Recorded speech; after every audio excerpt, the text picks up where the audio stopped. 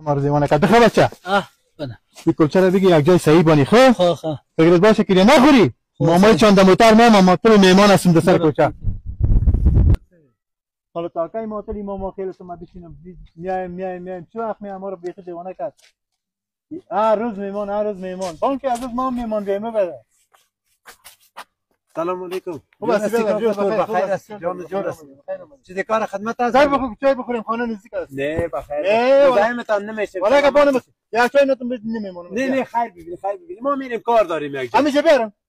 همیشه برم چه؟ آره که بسیار شلاستی خیر است که بیرون یک گلاس چای بیارید. ببخشید که بسیار. دیگه همیشه بریم. بابا تو کجا میای؟ برو یک گلاس چای بگیر بیا. بده. بخیر باشی ببخشید که ما مزاحمت شدیم دیگه. خدا بخشید گپ نیست. بیا. نه بگی از پیشش بیام ما خودمون داریم چای. نه چای باشه. خدا یارو. خیر جان تو خودت یک گلاس چای بده. بشی بیا.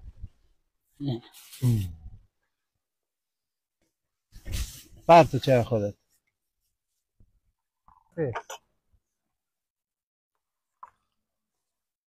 کلچه منجر نبود چه باشه؟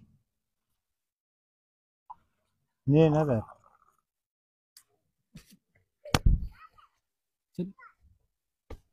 چی اشاره بازی ها را تونگا میکنه بسیار دیوانه بچه است. هوشیار شو بچه کلان آدم هستی حالا بیخی مردار کردی والا. هوشیار هستم دیوانه نیستم. یک ساعت پیشتر 1 کیلو کلچه گرفتم میگمش بون کمودا بیارم به میمونا میگه نه.